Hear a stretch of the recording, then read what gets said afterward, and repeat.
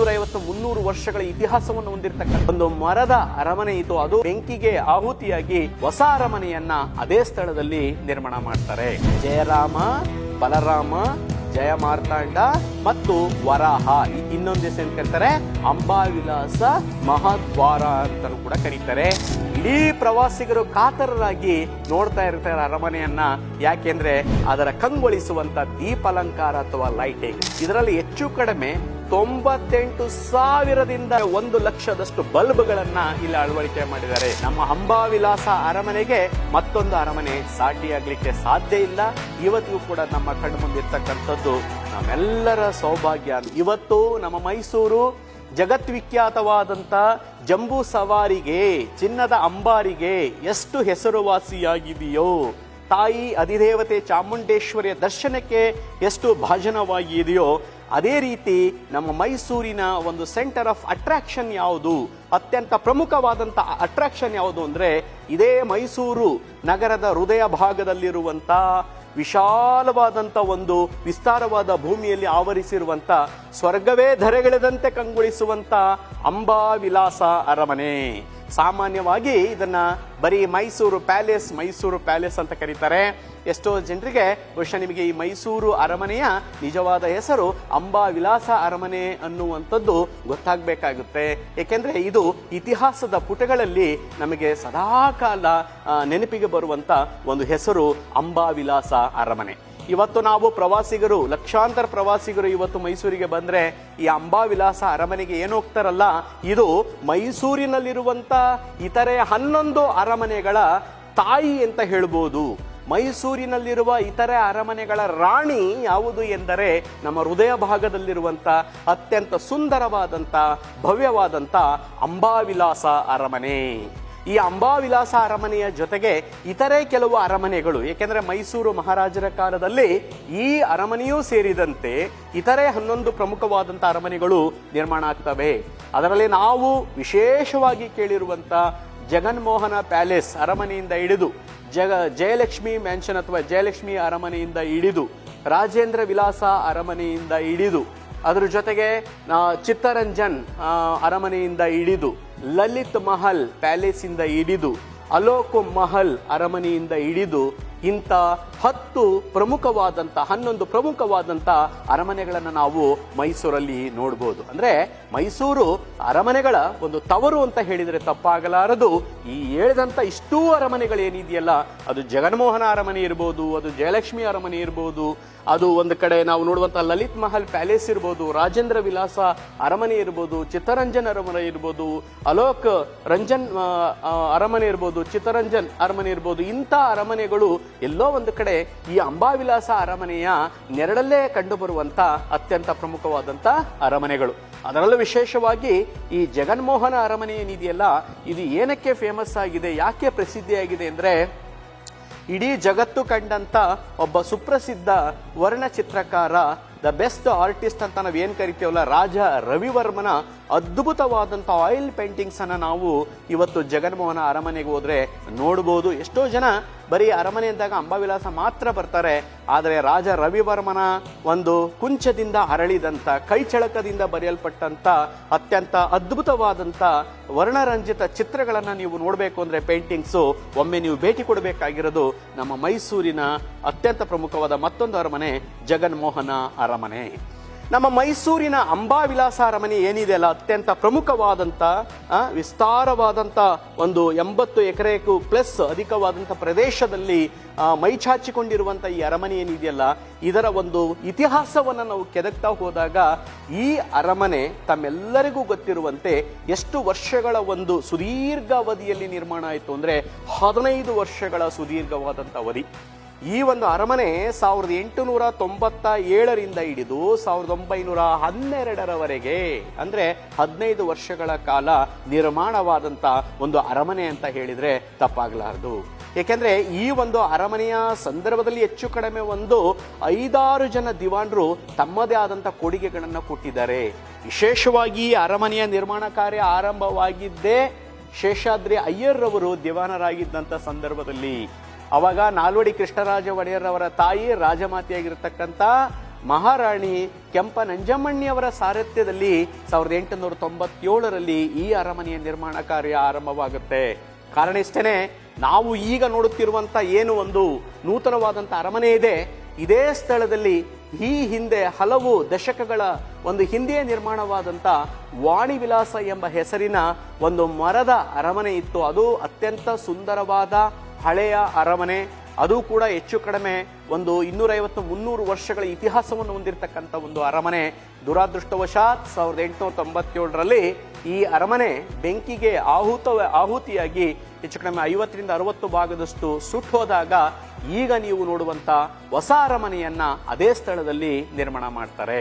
ಈ ಅರಮನೆಯನ್ನ ವಿಶೇಷವಾಗಿ ಕೇವಲ ಐರೋಪ್ಯ ವಾಸ್ತುಶಿಲ್ಪಿ ಇಂಜಿನಿಯರ್ ಮಾತ್ರ ಅಲ್ಲ, ಏಕೆಂದ್ರೆ ಅವತ್ತು ಮಡ್ರಾಸ್ ಪ್ರಾಂತ್ಯದ ಸುಪ್ರಸಿದ್ಧ ಇಂಜಿನಿಯರ್ ಆಗಿರ್ತಕ್ಕಂಥ ಮಿಸ್ಟರ್ ಹೆನ್ರಿ ಇರ್ವಿನ್ ಅಂತಕ್ಕಂಥವನೇನಿದ್ದಾನೆ, ಅವನ ಜೊತೆಗೆ ನಮ್ಮ ಸ್ಥಳೀಯ ವಾಸ್ತುಶಿಲ್ಪಿಗಳು ಕೂಡ ಕೈ ಜೋಡಿಸಿದ್ದನ್ನು ನಾವಿಲ್ಲಿ ನೆನಪಿಸ್ಕೊಳ್ಬೇಕು. ಇಲ್ಲಿ ಯಾಲಕ್ಕಾಚಾರು ಅಂತ ನಮ್ಮ ಮೈಸೂರು ಪ್ರಾಂತ್ಯದ ಒಬ್ಬ ವಾಸ್ತುಶಿಲ್ಪಿನೂ ಕೂಡ ಇದ್ರು.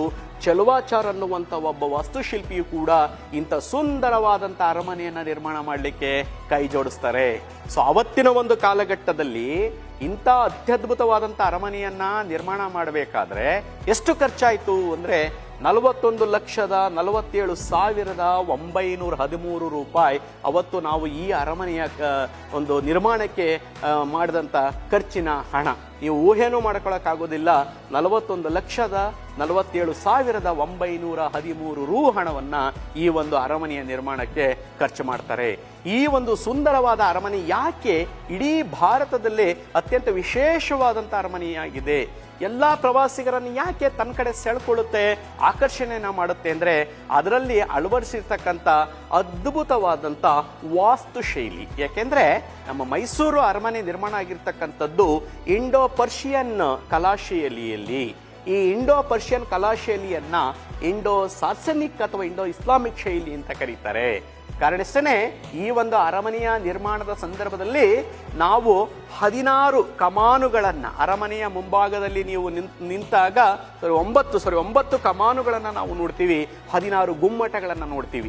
ಈ 9 ಕಮಾನುಗಳು ಮತ್ತೆ 16 ಗುಮ್ಮಟಗಳ ಒಂದು ವಿಶೇಷತೆ ಈ ಅರಮನೆಯಲ್ಲಿ ಕಾಣುತ್ತೆ. ಅದರಲ್ಲೂ ವಿಶೇಷವಾಗಿ ಈ ಒಂದು ಅರಮನೆಯನ್ನ 3 ಅಂತಸ್ತುಗಳಲ್ಲಿ ನಾವು ನೋಡ್ಬೋದು. ಈ 3 ಅಂತಸ್ತುಗಳ ಅರಮನೆಯ ಮೇಲ್ಭಾಗದಲ್ಲಿ ನಾವು ಪಂಚ ಗೋಪುರಗಳ ವ್ಯವಸ್ಥೆಯನ್ನು ಕೂಡ ನಾವು ನೋಡ್ಬೋದು.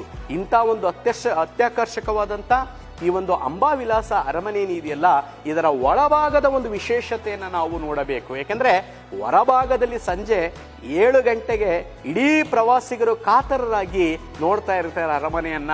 ಯಾಕೆಂದ್ರೆ ಅದರ ಕಂಗೊಳಿಸುವಂತ ದೀಪಾಲಂಕಾರ ಅಥವಾ ಲೈಟಿಂಗ್ಸ್ ಇದು ಕೂಡ ಒಂದು ರೋಚಕವಾದಂಥದ್ದು. ಯಾಕೆಂದ್ರೆ ಈ ನಮ್ಮ ಮೈಸೂರಿನ ದೀಪಾಲಂಕಾರ ಏನಿದೆಯಲ್ಲ ಅರಮನೆದು, ಇದರಲ್ಲಿ ಹೆಚ್ಚು ಕಡಿಮೆ 98,000ದಿಂದ ಹೆಚ್ಚು ಕಡಿಮೆ 1 ಲಕ್ಷದಷ್ಟು ಬಲ್ಬ್ಗಳನ್ನ ಇಲ್ಲಿ ಅಳವಡಿಕೆ ಮಾಡಿದ್ದಾರೆ. 98,000ದಿಂದ 1 ಲಕ್ಷ ಬಲ್ಬ್ಗಳನ್ನು ಒಳಗೊಂಡು ರಾತ್ರಿ ಅತ್ಯಂತ ಮನಮೋಹಕವಾದಂಥ ಸುಂದರವಾದಂಥ ದೀಪಾಲಂಕಾರಕ್ಕೆ ಇಡೀ ಭಾರತದಲ್ಲಿ ಯಾವುದಾದ್ರೂ ಒಂದು ಅರಮನೆ ಇದೆ ಅಂದರೆ ಅದು ನಮ್ಮ ಮೈಸೂರಿನ ಅಂಬಾವಿಲಾಸ ಅರಮನೆ ಅಂತ ನಮಗೆ ಹೇಳಲಿಕ್ಕೆ ಹೆಮ್ಮೆ ಆಗುತ್ತೆ. ಈ 7 ಗಂಟೆಯ ಏನು ದೀಪಾಲಂಕಾರದ ದೀಪಗಳು ಹೊತ್ಕೊಳ್ಳುತ್ತೆ, ಇದು 3 ಕಡೆ ಸ್ವಿಚ್ ವ್ಯವಸ್ಥೆಯನ್ನ ಮಾಡಿದ್ದಾರೆ. ಅರಮನೆಯ 3 ಭಾಗಗಳಲ್ಲಿ ಅದಕ್ಕೆ 3 ಸ್ವಿಚ್ಗಳಿದೆ. ಆ 3 ಸ್ವಿಚ್ಗಳನ್ನು ಏಕಕಾಲದಲ್ಲಿ ಹಾಕೋದ್ರ ಮೂಲಕ ಹೆಚ್ಚು ಕಡಿಮೆ 98,000ದಿಂದ 1 ಲಕ್ಷ ಬಲ್ಬ್ಗಳು ಆನ್ ಆಗ್ತವೆ. ಇದು ನೋಡ್ಲಿಕ್ಕೆ 2 ಕಣ್ಣು ಸಾಲದು, ಸ್ವರ್ಗವೇ ಧರಿಗಳಿದಂತೆ ನಮಗೆ ಭಾಸವಾಗ್ತಕ್ಕಂಥದ್ದು. ಇದು ಒಂದು ನಮ್ಮ ಮೈಸೂರಿನ ಅರಮನೆಯ ವಿಶೇಷ. ಇನ್ನು ಅರಮನೆಯ ಒಳಭಾಗದಲ್ಲಿ ಹೋದ್ರೆ ನಾವು ನೋಡಬಹುದಾದಂಥ ದರ್ಬಾರ್, ಅದನ್ನು ನಾವು ಅಂಬಾವಿಲಾಸ ದರ್ಬಾರ್ ಅಂತಾನೆ ಕರಿತೀವಿ. ಒಂದು ಕಡೆ ಖಾಸಗಿ ದರ್ಬಾರನ್ನ ನೋಡ್ತೀವಿ ಅರಮನೆಯ ಒಳಗಡೆ, ಇನ್ನೊಂದು ಕಡೆ ನಾವು ಸಾರ್ವಜನಿಕ ದರ್ಬಾರನ್ನ ನೋಡ್ತೀವಿ. ಈ 2 ದರ್ಬಾರ್ ಹಾಲುಗಳು ನಮ್ಮ ಮನವನ್ನ ಸೆಳೀತವೆ. ಅದ್ರ ಜೊತೆಗೆ ಅತ್ಯಂತ ಬಲಿಷ್ಠವಾದಂಥ ಕಂಬಗಳು, ಪಿಲ್ಲರ್ಗಳೇನಿದೆ, ಅದೇ ಈ ಒಂದು ಅರಮನೆಗೆ ಮತ್ತಷ್ಟು ಮೆರುಗನ್ನ ಕೊಟ್ಟಿರ್ತಕ್ಕಂಥದ್ದು. ಇದ್ರ ಜೊತೆ ಅರಮನೆಯ ಒಳಭಾಗದಲ್ಲಿ ನಾವು ಹೋದ್ರೆ ಒಮ್ಮೆ ನಮ್ಮ ತಲೆ ಎತ್ತಿ ನಾವು ನೋಡಿದಾಗ ಅರಮನೆಯ ಮೇಲ್ಛಾವಣಿಗಳಿರ್ಬೋದು, ಅರಮನೆಯ ಗೋಡೆಗಳಿರ್ಬೋದು, ಅರಮನೆಯ ಕಂಬಗಳಲ್ಲಿ ಅದ್ಭುತವಾದಂಥ ಆಯಿಲ್ ಪೇಂಟಿಂಗ್ಸ್ ಇದೆ, ತೈಲವರ್ಣ ಚಿತ್ರಗಳಿದೆ. ಅದನ್ನ ನೋಡ್ಲಿಕ್ಕೆ 2 ಕಣ್ಣು ಸಾಲದು. ರಾಜ ರವಿವರ್ಮ ಅಂತಕ್ಕಂಥವನು, ವೆಂಕಟಯ್ಯ ಅಂತಕ್ಕಂಥವನು, ಸಿದ್ಧಲಿಂಗ ಸ್ವಾಮಿ ಅಂತಕ್ಕಂಥ ಅವತ್ತಿನ ವರ್ಣಚಿತ್ರಕಾರರು ಬಿಡಿಸಿರ್ತಕ್ಕಂಥ ಅತ್ಯದ್ಭುತವಾದಂಥ ರೋಚಕವಾದಂಥ ವರ್ಣ ಚಿತ್ರಗಳನ್ನು ನಾವು ಅರಮನೆಯಲ್ಲಿ ನೋಡ್ಬೋದು. ರಾಜ ರವಿವರ್ಮನ ಆಯಿಲ್ ಪೇಂಟಿಂಗ್ಸ್ ಅಂದರೆ ಅತ್ಯಂತ ವಿಶ್ವವಿಖ್ಯಾತವಾದಂಥ ಪೇಂಟಿಂಗ್ಸು. ಬಹುಶಃ ಭಾರತದ ಯಾವ ಅರಮನೆಯಲ್ಲೂ ಕೂಡ ನಾವು ರಾಜ ರವಿವರ್ಮನ ಇಂಥ ಸುಂದರವಾದಂಥ ಆಯಿಲ್ ಪೇಂಟಿಂಗ್ಸನ್ನು ನೋಡ್ಲಿಕ್ಕೆ ಸಾಧ್ಯ ಇಲ್ಲ. ಅದು ನಮ್ಮ ಅಂಬಾವಿಲಾಸ ಅರಮನೆಯಲ್ಲಿ ಮಾತ್ರ. ಇದ್ರ ಜೊತೆಗೆ ಇದೇ ನಮ್ಮ ಅರಮನೆಯಲ್ಲಿ ನಾವು ಒಂದು ವಿಶಾಲವಾದಂಥ ಕಲ್ಯಾಣ ಮಂಟಪವನ್ನು ಕೂಡ ನೋಡ್ಬೋದು. ಅದೆಲ್ಲದಕ್ಕಿಂತ ಹೆಚ್ಚಾಗಿ ನಿಮಗಾಗಲೇ ಗೊತ್ತಿರುತ್ತೆ, ಮೈಸೂರಿನ ಅರಮನೆಯ ಒಳಭಾಗದ ವಿಶೇಷತೆ ಎಂದಾಗ ನೀವಾಗಲೇ ಊಹೆ ಮಾಡಿರ್ತೀರ. ಎರಡು ಪ್ರಮುಖವಾದಂಥ ಆಕರ್ಷಣೆಗಳು. ಒಂದು, ನಾವು ವರ್ಷಕ್ಕೊಮ್ಮೆ ನೋಡುವಂಥ 750 kg ತೂಕದ ಸುವರ್ಣ ಸಿಂಹಾಸನ, ಚಿನ್ನದ ಅಂಬಾರಿ, ಸಿಂಹಾಸನ ಅಲ್ಲ, ಚಿನ್ನದ ಅಂಬಾರಿ. ಆ ಚಿನ್ನದ ಅಂಬಾರಿ ನಮ್ಮ ಅರಮನೆಯ ಒಳಭಾಗದಲ್ಲಿರುವಂಥ ಅತ್ಯಂತ ಪ್ರಮುಖವಾದಂಥ ಒಂದು ಆಕರ್ಷಣೆ. ಅದನ್ನು ಬಿಟ್ಟರೆ ಮತ್ತೊಂದು ಯಾವುದು ಅಂದರೆ ಅದು ನಿಮಗೆ ಗೊತ್ತಾಗಿರುತ್ತೆ, ರತ್ನ ಖಚಿತ ಸಿಂಹಾಸನ. ಏಕೆಂದರೆ ಪ್ರತಿ ವರ್ಷ ನಮ್ಮ ದಸರಾ ಹಬ್ಬದ ಸಂದರ್ಭದಲ್ಲಿ 9 ದಿನಗಳ ಕಾಲ ಖಾಸಗಿ ದರ್ಬಾರ್ ನಡೆಯುತ್ತೆ. ಆ ಖಾಸಗಿ ದರ್ಬಾರ್ನ ಸಂದರ್ಭದಲ್ಲಿ ಈ ರತ್ನ ಖಚಿತವಾದಂಥ ಒಂದು ಸುವರ್ಣ ಸಿಂಹಾಸನ ಏನಿದೆಯಲ್ಲ ಅದನ್ನ ಸ್ಟ್ರಾಂಗ್ ರೂಮಿಂದ ತೆಗೆದು ಅದನ್ನ ಮತ್ತೆ ಜೋಡಿಸಿ ಧಾರ್ಮಿಕ ವಿಧಿವಿಧಾನಗಳೇನಿದೆ, ಧಾರ್ಮಿಕ ಆಚರಣೆಗಳೇನಿದೆ ಅದರಲ್ಲಿ ಅದನ್ನ ಬಳಸ್ಕೊಳ್ತಾರೆ. ಇದ್ರ ಜೊತೆಗೆ ನಾವು ಇದೇ ಅರಮನೆ ಒಳಗಡೆ ಇನ್ನೇನನ್ನ ನೋಡಬಹುದು, ಆಯುಧಾಗಾರ ಅಂತಂದ್ರೆ ಅವತ್ತಿನ ಮೈಸೂರು ಮಹಾರಾಜರು ತಮ್ಮ ಯುದ್ಧಗಳ ಸಂದರ್ಭದಲ್ಲಿ ಬಳಸುತ್ತಿದ್ದಂಥ ವಿವಿಧ ಬಗೆಯ ಆಯುಧಗಳನ್ನು ನಾವು ನೋಡ್ಬೋದು. ಅದ್ರ ಜೊತೆಗೆ ಬೆಲೆ ಕಟ್ಟಲಾರದಂತಹ ಆಂಟಿಕ್ ಪೀಸಸ್ ಅಂದ್ರೆ ಅರಮನೆಯಲ್ಲಿ ಬಳಕೆಯಾಗುತ್ತಿದ್ದಂಥ ಅಪರೂಪದ ವಸ್ತುಗಳು, ಅದಕ್ಕೆ ನಾವು ಎಷ್ಟು ಕೋಟಿ ಕೊಟ್ಟರು ಬೆಲೆ ಕಟ್ಟಕ್ಕಾಗೋದಿಲ್ಲ ಅಂತ ಅಪರೂಪದ ವಸ್ತುಗಳನ್ನು ಕೂಡ ಅಲ್ಲಿ ಪ್ರದರ್ಶನಕ್ಕೆ ಇಟ್ಟಿದ್ದಾರೆ. ಸೊ ಅದರಿಂದ ಒಂದು ಕಡೆ ಅಂಬಾರಿ ನಮಗೆ ಸೆಂಟರ್ ಆಫ್ ಅಟ್ರಾಕ್ಷನ್ ಆಗುತ್ತೆ, ಇನ್ನೊಂದು ಕಡೆ ಅಲ್ಲಿರ್ತಕ್ಕಂಥ ರತ್ನಖಚಿತವಾದಂಥ ಸಿಂಹಾಸನ ಸೆಂಟರ್ ಆಫ್ ಅಟ್ರಾಕ್ಷನ್ ಆಗುತ್ತೆ, ಅಲ್ಲಿ ಬರ್ತಕ್ಕಂಥ ಆಯುಧಾಗಾರ ಮತ್ತೆ ಅತ್ಯಂತ ಬೆಲೆ ಬಾಳುವಂತ ಅಪರೂಪದ ವಸ್ತುಗಳ ಒಂದು ಮ್ಯೂಸಿಯಂ ಏನಿದೆಯಲ್ಲ ಅದು ಕೂಡ ಬಹಳ ಇಂಪಾರ್ಟೆಂಟ್ ಆದಂತ ಆಕರ್ಷಣೆ. ಇದು ನಮ್ಮ ಮೈಸೂರು ಅರಮನೆಯ ಒಳಭಾಗದ ವಿಶೇಷ. ಸರಿಸುಮಾರು 80 ಎಕರೆಗೂ ಹೆಚ್ಚು ವಿಶಾಲವಾದಂಥ ಪ್ರದೇಶದಲ್ಲಿ ನಿರ್ಮಾಣವಾಗಿರುವಂಥ ಈ ಒಂದು ಮೈಸೂರು ಪ್ಯಾಲೇಸ್ ಏನಿದೆಯಲ್ಲ, ಅಂಬಾವಿಲಾಸ ಪ್ಯಾಲೇಸ್ ಏನಿದೆಯಲ್ಲ, ಇದರ ಒಂದು ಉದ್ದವನ್ನು ನಾವು ನೋಡಿದಾಗ 245 ಅಡಿ ಉದ್ದ, 155 ಅಡಿ ಅಗಲ, 145 ಅಡಿ ಎತ್ತರವನ್ನು ಹೊಂದಿರತಕ್ಕಂಥ ಒಂದು ಅದ್ಭುತವಾದಂಥ ಅರಮನೆ. ಇಂಥ ಒಂದು ಅದ್ಭುತವಾದಂಥ ಅರಮನೆಯ ಸುತ್ತ ನಾವು ಪ್ರಮುಖವಾಗಿ 7 ದ್ವಾರಗಳನ್ನು ನೋಡ್ಬೋದು. ಆ 7 ಸಪ್ತ ದ್ವಾರಗಳಲ್ಲಿ ಎಷ್ಟು ದ್ವಾರಗಳು ಮಹಾದ್ವಾರಗಳಾಗಿ ನಮಗೆ ಕಂಗೊಳಿಸ್ತವೆ ಅಂದರೆ ಚತುರ್ಧ್ವರಗಳು, ಅಥವಾ ಅದನ್ನ ಚತುರ್ಮಹಾದ್ವಾರಗಳು ಅಂತ ನಾವು ಕರಿತೀವಿ. 4 ಮಹಾದ್ವಾರಗಳು. ಯಾವುದು ಸರ 4 ಮಹಾದ್ವಾರಗಳು ಅಂದ್ರೆ ಜಯರಾಮ, ಬಲರಾಮ, ಜಯಮಾರ್ಥಾಂಡ ಮತ್ತು ವರಾಹ ದ್ವಾರ. ಈ ವರಾಹ ದ್ವಾರವನ್ನ ಅಂಬಾವಿಲಾಸ ದ್ವಾರ ಅಂತಲೂ ಕೂಡ ಕರೀತಾರೆ. ಜಯರಾಮ, ಬಲರಾಮ, ಜಯಮಾರ್ತಾಂಡ ಮತ್ತು ವರಾಹ, ಈ ವರಾಹ ದ್ವಾರವನ್ನ ಮಹಾದ್ವಾರವನ್ನ ಇನ್ನೊಂದು ಹೆಸರು ಕರೀತಾರೆ ಅಂಬಾವಿಲಾಸ ಮಹಾದ್ವಾರ ಅಂತಲೂ ಕೂಡ ಕರೀತಾರೆ. ಈ ವರಾಹ ದ್ವಾರ ಏನಿದೆಯಲ್ಲ, ಈ ಅಂಬಾವಿಲಾಸ ದ್ವಾರ ಏನಿದೆಯಲ್ಲ, ಸೊ ಈ ದ್ವಾರದ ಮೂಲಕವೇ ಪ್ರವಾಸಿಗರು ಟಿಕೆಟ್ ಅನ್ನು ತಗೊಂಡು ನಮ್ಮ ಮೈಸೂರು ಅರಮನೆಯನ್ನು ನೋಡ್ಲಿಕ್ಕೆ ಎಂಟ್ರಿ ಆಗ್ತಕ್ಕಂಥ ಒಂದು ಮೇನ್ ಎಂಟ್ರೆನ್ಸ್ ಅಂತ ನಾವು ಹೇಳ್ಬೋದು. ಇದ್ರ ಜೊತೆಗೆ ಜಯಮಾರ್ಥಾಂಡ ದ್ವಾರ ಏನಿದೆಯಲ್ಲ ಅದು ಕೂಡ ದಸರೆ ಹಬ್ಬದ ಜಂಬೂ ಸವಾರಿಯ ಉದ್ಘಾಟನೆಗೂ ಮುನ್ನ ಬಂದಂತ ಅತಿಥಿಗಳನ್ನ ಆಹ್ವಾನ ಮಾಡಲಿಕ್ಕೆ ಆ ಒಂದು ಜಯಮಾರ್ಥಾಂಡ ದ್ವಾರವನ್ನ ಬಳಸ್ಕೊಳ್ತಾರೆ. ಇನ್ನ ಬಲರಾಮ ದ್ವಾರ ಏನಿದೆಯಲ್ಲ, ಆ ಬಲರಾಮ ದ್ವಾರದ ಮೂಲಕವೇ ನಮ್ಮ ವಿಶ್ವವಿಖ್ಯಾತ ಜಂಬೂ ಸವಾರಿ ಸಾಕ್ತಕ್ಕಂಥದ್ದು. ಆ ಒಂದು ದ್ವಾರದ ಮೂಲಕವೇ ಹೊರಬಂದು ಅದು ನಾವು ನೋಡುವಂಥ ಚಾಮರಾಜ ವೃತ್ತ ಇರ್ಬೋದು, ಅದಾದಮೇಲೆ KR ಸರ್ಕಲ್ ಇರ್ಬೋದು, ಅದಾದಮೇಲೆ ಸಯಾಜಿರಾವ್ ರೋಡ್, ಅದಾದ್ಮೇಲೆ ಆಯುರ್ವೇದ ಕಾಲೇಜ್ ಏನಿದೆ, ಸರ್ಕಾರಿ ಆಯುರ್ವೇದ ಕಾಲೇಜ್ ಸರ್ಕಲ್ ಏನಿದೆ, ಅದರ ಮೂಲಕ ಬಂಬು ಬಜಾರ್ನಿಂದ ನೇರವಾಗಿ ಅದು ಇಲ್ಲಿಗೆ ಹೋಗುತ್ತೆ, ಟಾರ್ಚ್ ಪರೇಡ್ ಗ್ರೌಂಡ್ ಅಥವಾ ಪಂಜಿನ ಕವಾಯತು ಮೈದಾನಕ್ಕೆ ಹೋಗ್ತಕ್ಕಂಥದ್ದು. ಇಷ್ಟು ನಮ್ಮ ಮೈಸೂರು ಅರಮನೆಯ ಅತ್ಯಂತ ವಿಶೇಷವಾದಂಥ ಐತಿಹಾಸಿಕವಾದಂಥ ರೋಚಕವಾದಂಥ ಮಾಹಿತಿಗಳು. ಮತ್ತು ನಾನು ಇನ್ನೊಂದನ್ನು ಹೇಳಲೇಬೇಕು, ಈ ಮೈಸೂರು ಅರಮನೆ ನಿರ್ಮಾಣ ಆಗಿದ್ದು 15 ವರ್ಷಗಳ ಕಾಲಾವಧಿಯನ್ನು ತೆಗೆದುಕೊಂಡು ಅಂತಂದು. ಸೊ ಇದು ನಾಲ್ವಡಿ ಮಹಾರಾಜರು ಪಟ್ಟಾಭಿಷೇಕ ಆದ ನಂತರವೂ ಕೂಡ ಇದರ ಒಂದು ನಿರ್ಮಾಣ ಕಾರ್ಯ ತೀವ್ರಗತಿಯಲ್ಲಿ ಸಾಗ್ತಾ ಹೋಗುತ್ತೆ. ರಾಜಮಾತೆಯಾಗಿರ್ತಕ್ಕಂಥ ಕೆಂಪ ನಂಜಮ್ಮಣ್ಣಿಯವರ ಒಂದು ಮಾರ್ಗದರ್ಶನದಲ್ಲಿಯೂ ಕೂಡ ಈ ಒಂದು ಅರಮನೆ ನಿರ್ಮಾಣ ಆಯಿತು ಅಂತಕ್ಕಂಥದ್ದು ಒಂದು ಹೆಮ್ಮೆಯ ವಿಚಾರ.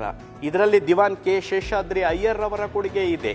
ಇದರಲ್ಲಿ ಈ ಒಂದು ಅರಮನೆಯ ನಿರ್ಮಾಣದಲ್ಲಿ ಎಲ್ಲ ಒಂದು ಕಡೆ PN ಕೃಷ್ಣಮೂರ್ತಿ ದಿವಾನ್ರು ಅವರ ಕೊಡುಗೆ ಇದೆ, VP ಮಾಧವರಾವ್ ದಿವಾನ್ ಅವರ ಕೊಡುಗೆ ಇದೆ, T ಆನಂದರಾವ್ ಅವರ ಕೊಡುಗೆ ಇದೆ. ಅಂತಿಮವಾಗಿ ಇದು ಒಂದು ಅಂತಿಮವಾದಂಥ ರೂಪವನ್ನು ಪಡ್ಕೊಂಡು ನಿರ್ಮಾಣ ಆಗಿದ್ದು ಸರ್ ಎಂ ವಿಶ್ವೇಶ್ವರಯ್ಯನವರ ದಿವಾನರಾದಂಥ ಒಂದು ಸಂದರ್ಭದಲ್ಲಿ. ಅದರಿಂದ ಈ ಒಂದು ಅರಮನೆಯ ನಿರ್ಮಾಣದಲ್ಲಿ ನಾಲ್ವಡಿ ಮಹಾರಾಜರವರ ಒಂದು ದೊಡ್ಡ ಕೊಡುಗೆಯ ಜೊತೆಗೆ ಪಂಚ ದಿವಾನರ ಒಂದು ಕೊಡುಗೆಯನ್ನು ಕೂಡ ವಿಶೇಷವಾಗಿ ಗಮನಿಸ್ಬೋದು. ಒಂದಂತೂ ನಿಜ, ನಮ್ಮ ಮೈಸೂರು ಅರಮನೆಗೆ ನಮ್ಮ ಮೈಸೂರು ಅರಮನೆಯೇ ಸಾಟಿ. ನಮ್ಮ ಅಂಬಾವಿಲಾಸ ಅರಮನೆಗೆ ಮತ್ತೊಂದು ಅರಮನೆ ಸಾಟಿಯಾಗಲಿಕ್ಕೆ ಸಾಧ್ಯ ಇಲ್ಲ. ಇಂಥ ಒಂದು ಅರಮನೆ ಇವತ್ತಿಗೂ ಕೂಡ ನಮ್ಮ ಕಣ್ಣು ಮುಂದಿರ್ತಕ್ಕಂಥದ್ದು ನಮ್ಮೆಲ್ಲರ ಸೌಭಾಗ್ಯ ಅಂತ ನಾನಾದರೂ ಕೂಡ ಭಾವಿಸ್ತೇನೆ.